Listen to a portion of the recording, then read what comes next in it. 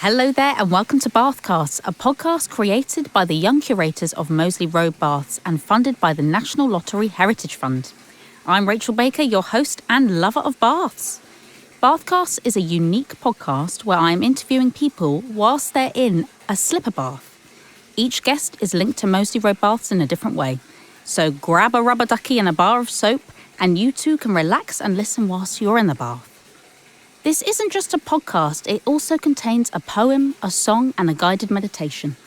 You might as well call this a sandwich, because boy oh boy is it jam-packed.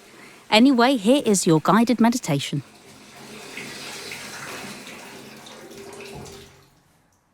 Hi, I'm Ajay's son, and in today's guided meditation, you can close your eyes gently, or if it feels more accessible to you, you can keep the eyes open and lower the gaze.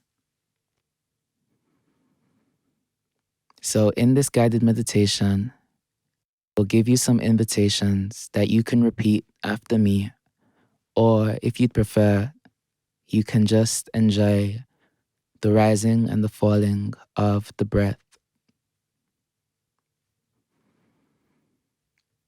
Breathing in, I see myself as the rain.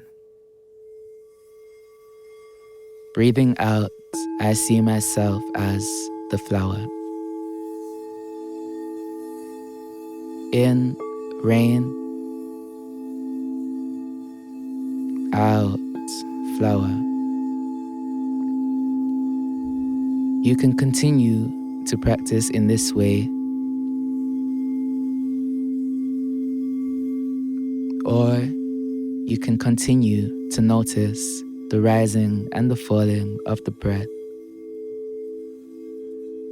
witnessing where maybe there is some tension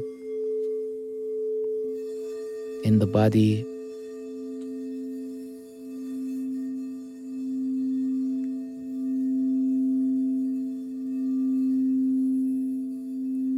witnessing maybe what arises.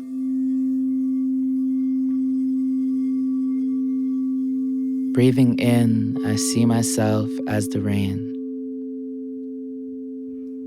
Breathing out, I see myself as a flower.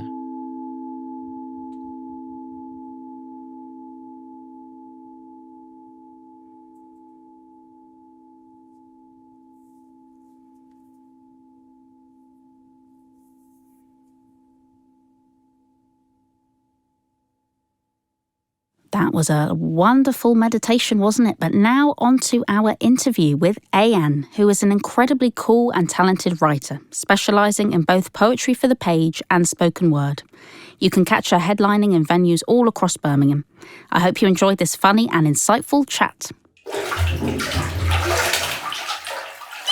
Hello there and welcome to Bathcasts. This is the podcast where the interviewee is in the bath and I'm perched outside the bath interviewing them. And we are at Moseley Road Baths doing this today.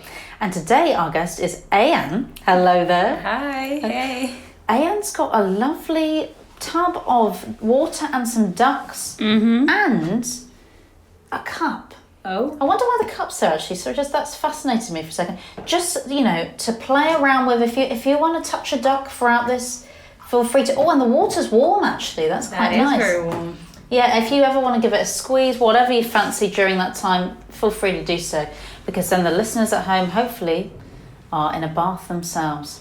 But you can listen if you're not in the bath as well. It's not just for that. Anyway, so how are you doing? How are you finding the bath? I am very well, thank you. And it's quite a very interesting experience being in a bathtub and being interviewed, but I'm enjoying it. I'm glad to hear that. I'm loving the long cardigan you're wearing. I bet that's interesting, a big cardigan in the bath. Yeah, never seen it coming. It's the autumn vibes. It really is. You're looking really autumnal today. And can I ask about your drink? What are you drinking? So Starbuckina. So I've got the iced chai latte with the pumpkin ice cold foam. pumpkin I spice. love that. Yeah. So what is the cold foam? Is that like the cream on? Yeah, the cream on top, and you just mix it, and it adds that little sweet twang on it. So it's very sweet, I will say, but it does make me feel like I'm in autumn with leaves dropping and all of that type of stuff. So, yeah. Yeah, you're really looking very autumn aesthetic at the moment. Thank you. And there's this lovely bath tray that we have with the Starbucks cup on top of it, and I think that this is an advert for Starbucks. It's really great. Well, Starbucks sponsor me. Yeah. So at Moseley Road Baths, I heard that this is where you learnt to swim. Yes, crazy, right? So I used to go to one of the primary schools down the road, and in my early years, this is where we would come to swim once a week, and some of my earliest memories I have, period, is from the Moseley Swimming Baths, which is crazy to me, but yeah. What was it like learning to swim here? Because it's a beautiful place to learn. It is. It's a stunning venue. I feel like there's something about being present in the past. When you look at like the infrastructure around it, it gives you that feeling that this is something that has withstood time, and you're kind of in the present, but you're in the past, which is so beautiful. When I was younger, everything just seemed 10 times more massive because obviously I'm massively smaller. So it's been very interesting to come back in and get that nostalgic feeling of past and present again. But it was amazing. It was a lovely place to learn. Yeah, and what you said about when you grow up, you feel, everything's so much bigger when you're younger. Have you ever been back to your primary school? Because don't you think that everything seems so much smaller? The chairs, everything, it's like you're in the borrower's house. 100%. So what is your link to Moseley Road Baths then? Because you've been doing a few things here recently. Mm-hmm. Well, I live in the area. I don't live too far. So a lot of the people around me have gone to the swimming bath. So it's like a staple in the community. That and the library stuck together. But also I've been doing performances at the living room. For the listeners, if you don't know what the living room is, it's one of the old swimming baths that has been renovated into a community space. And I've done a few performances there. Well, how do you find your creativity then? And how do you stop yourself being limited with that? Ooh, that is a very, very big question. I think there is no right answer, or there is no answer in my head for it. But I will share with you something interesting that I learned recently. So usually every creative goes through writer's block, or like a time where you want to produce work, but you can't. And for me, I've been dealing with that in the last, I would say like 3 months ago, I was really in that, until a friend said to me, a very good poet by the name of Nomadic Libah from London, and he said something to me that completely shifted my perspective on creative energy. He was like, in order to produce creativity, you need to experience life, because that's where you draw from. So these periods where you're not producing, you're experiencing, and that's the canvas in which you later draw upon. So when it comes to my creativity and I do feel a bit stagnant, I just remember I have to experience life to then write about poetry, which is life. So yeah.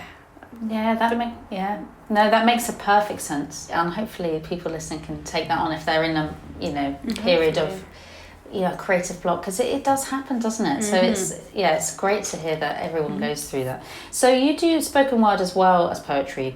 Is there one that you tend to do more, or what are they? I mean, they're interlinked, but in what way are they interlinked?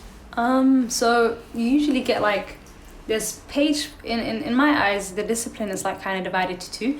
So you have page poetry, which is more to be read instead of like performed. And then you have performative poetry, and I feel like performative poetry is what it is. It's a performance. It starts from the minute that you enter, the stresses, the tonality, the movements, like it's a whole thing, this words brought to life. And I enjoy storytelling. A lot of my pieces are usually storytelling on social issues where I want to transform the listener or the reader to the scene and make them, without telling them, no, this is bad, I want them to see a different perspective, and they walk away thinking that is bad to think like that. So I do a lot more performative poetry, but I am recently engaging in a lot more page poetry as well. Right, okay. Yeah. In a bit of both. And when you do your performative poetry, with the storytelling element of it, do you have to find the rhythm? And when you do, is it different every time you perform it? Or do you find that rhythm and then you stick to that? I think you craft it.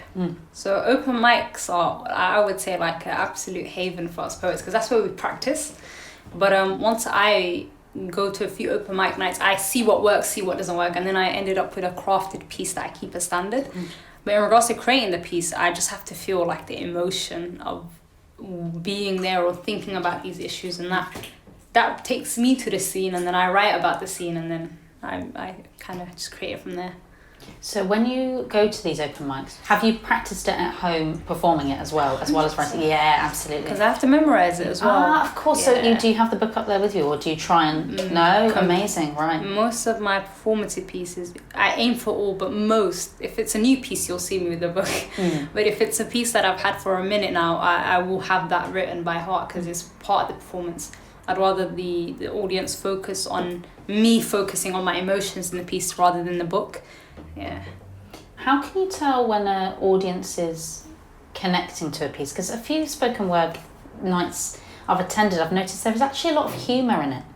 It's almost similar to stand-up in the sense that there's a lot of similarities. And are you yourself, do you have a bit of humour in your poetry? What kind of themes do you run by? I've been called the girl that makes people cry.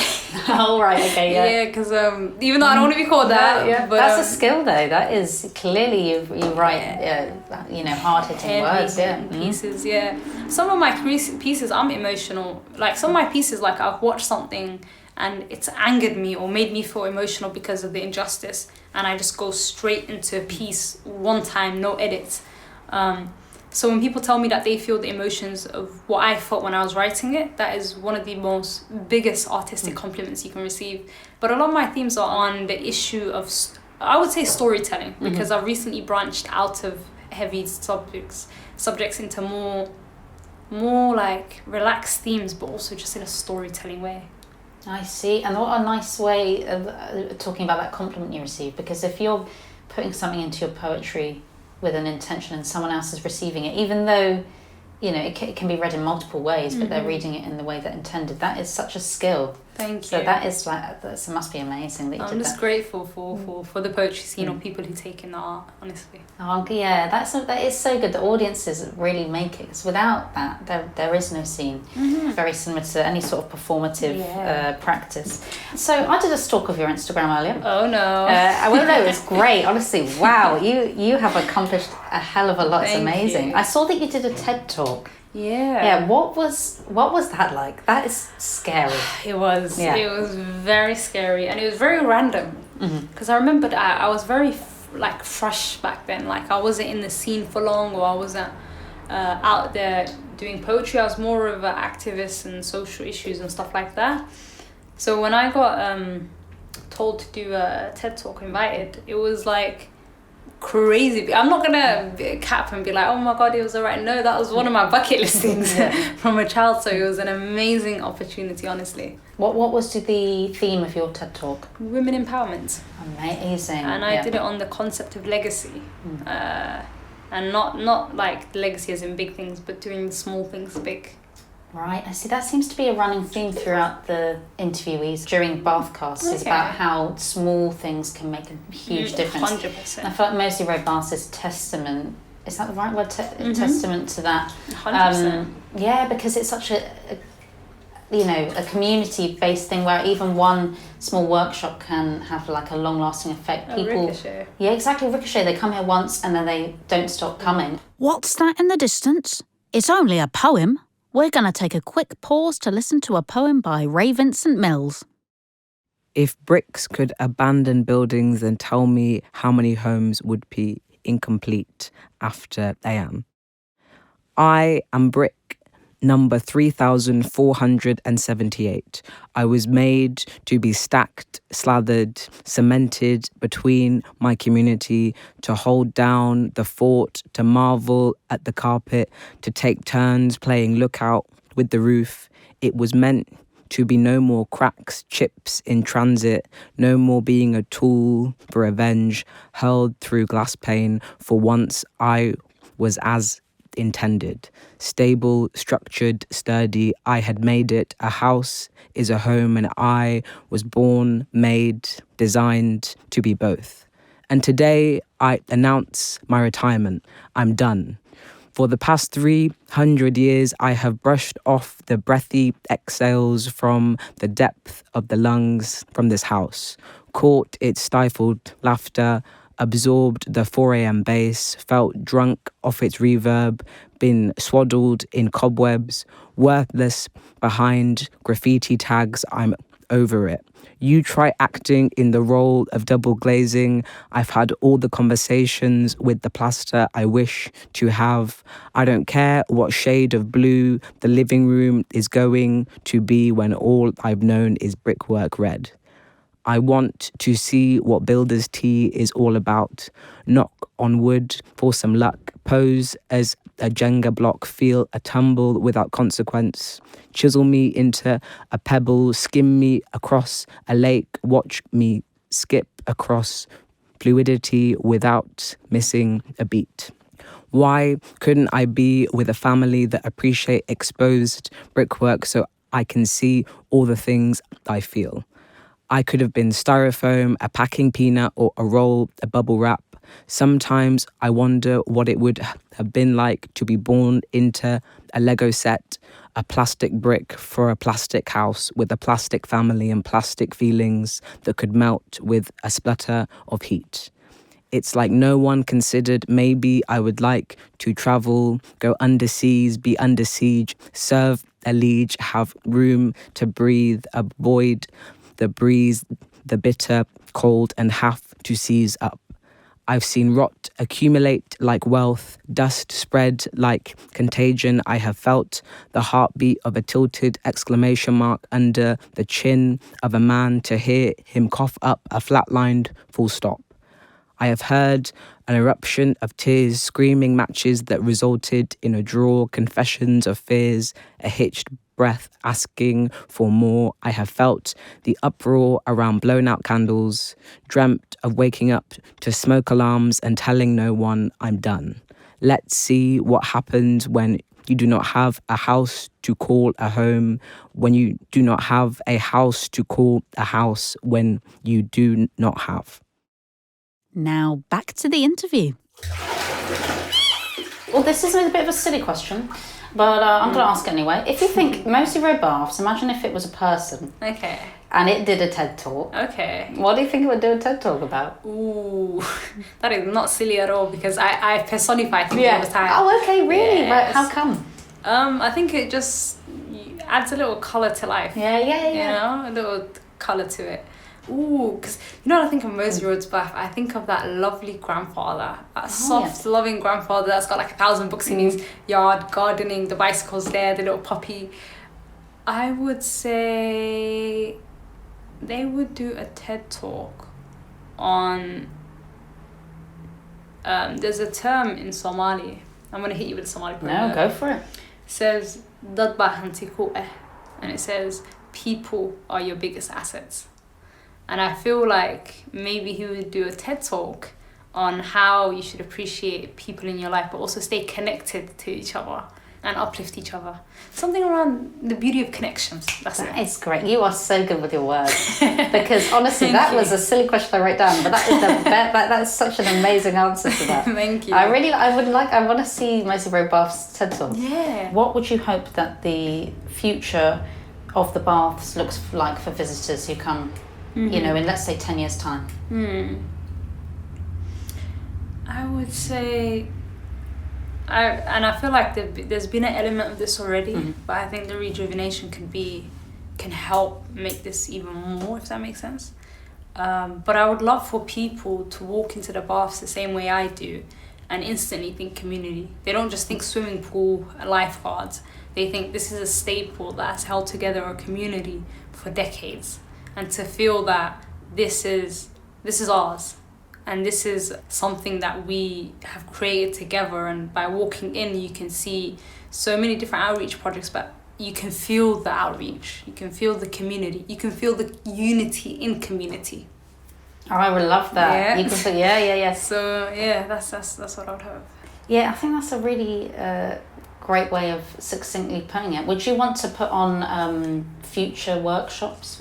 Yeah, you see yourself still having that connection here. 100%. What kind of workshops would you stick to poetry, or if you were to go, what's your oyster with this question? Ooh, I do a bit of so I've done prior like leadership and public speaking workshops, but I think I would combine creativity with therapy, and some form of art-based therapy practices for people, not necessarily that have gone through trauma, but just the concept of going through life and using art as therapy.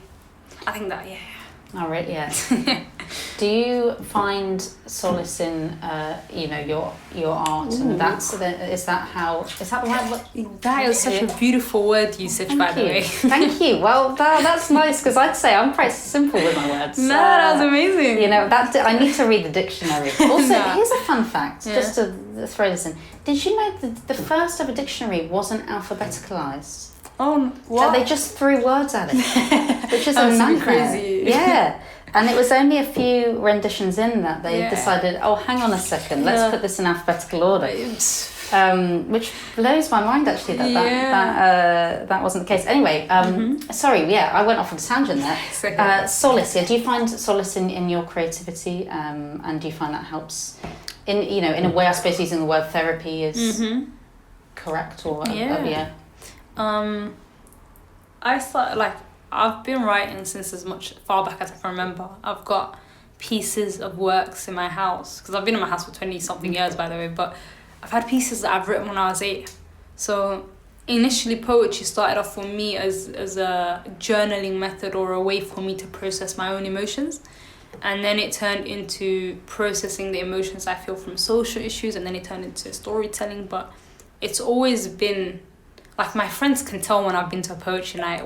They look at me and they're just like, you went to poetry today, and I was like, yeah, man. How can they tell? What is it? I'm a lot more at peace. If I'm not gone to poetry for 2-3 months or a month, I feel it. So for me, poetry has always been a safe haven, something that ignites my passion, ignites my heart. So it's definitely been my solace. 100%. What poetry nights in Birmingham would you recommend? Because I feel like that would be great to actually shout some out here.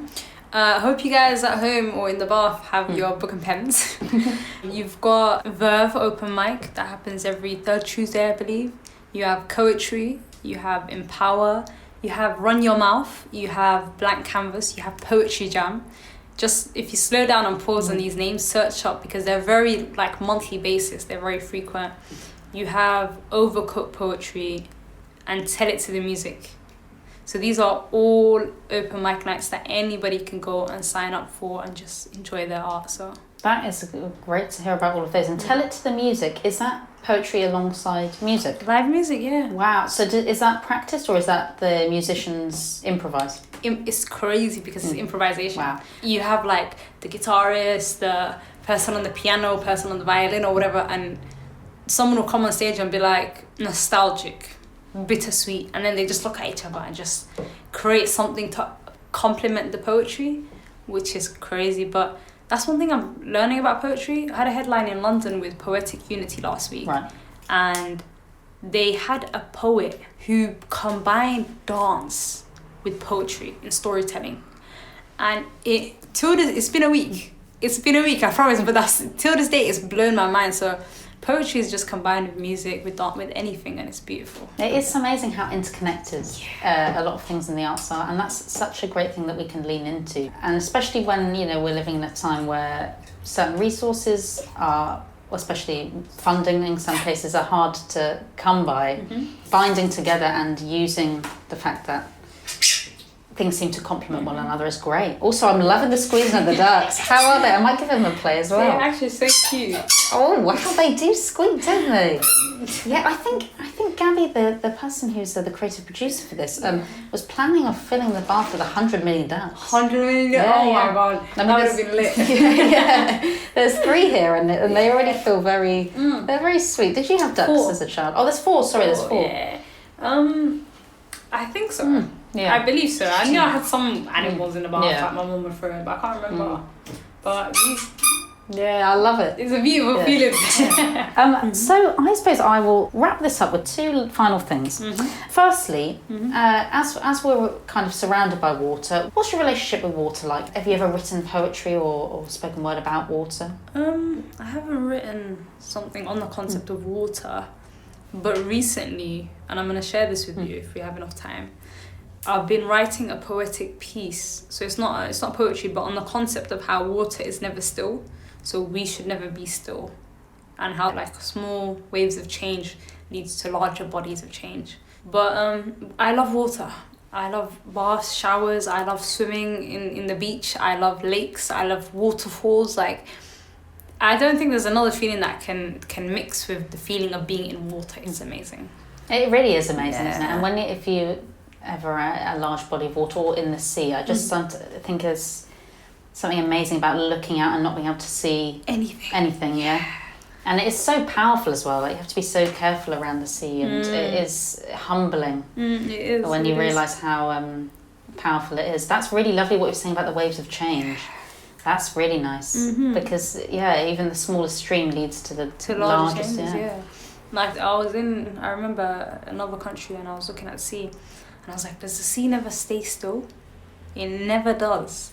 And we should always keep moving regardless of what life throws at us. So that's just, maybe I should create a poetic piece about that. I mean, it sounds really lovely. I think you definitely should.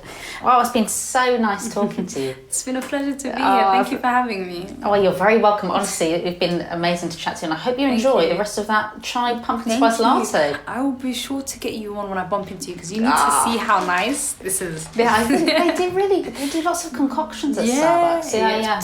I see them going viral online, and I bet it's a nightmare for the people who work there. 100%, because there's so many different syrups, so many different shots. It's crazy now, but yeah. Shout out Starbucks.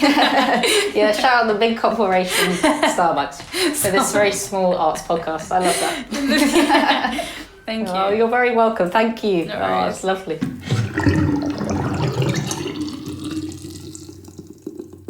Wow, what a great chat with Ayan. So great to hear about her poetry and performance, and she was loving her Starbucks drink. Now to listen to a bit of music from Jobe Sullivan.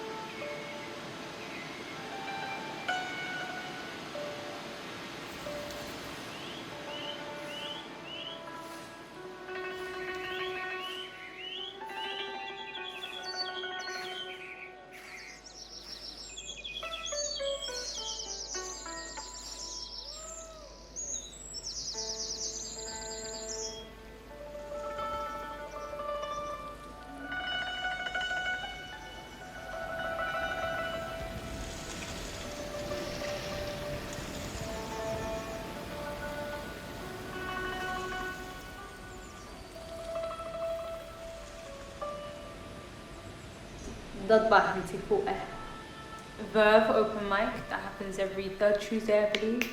You have poetry, you have Empower, you have Run Your Mouth, you have Blank Canvas, you have Poetry Jam, Overcooked Poetry, and Tell It to the Music.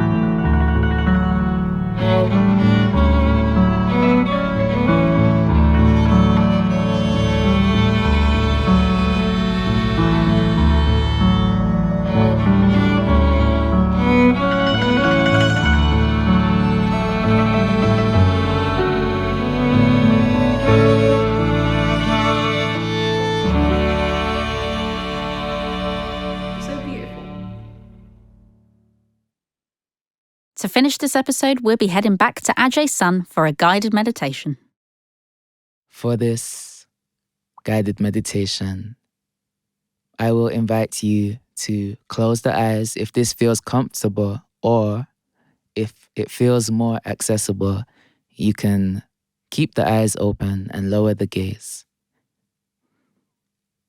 In this moment, I would like you to think of someone or some cause that you would like to dedicate this practice to.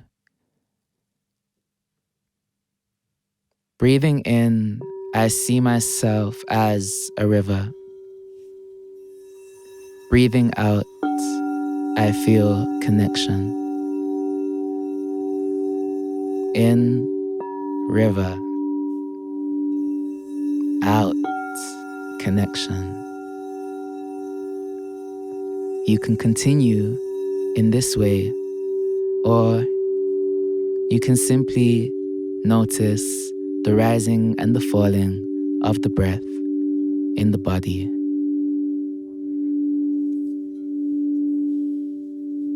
Sending out this practice like a river.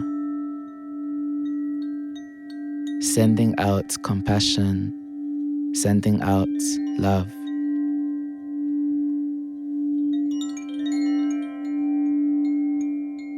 Breathing in, I see myself as a river. Breathing out, I feel connection.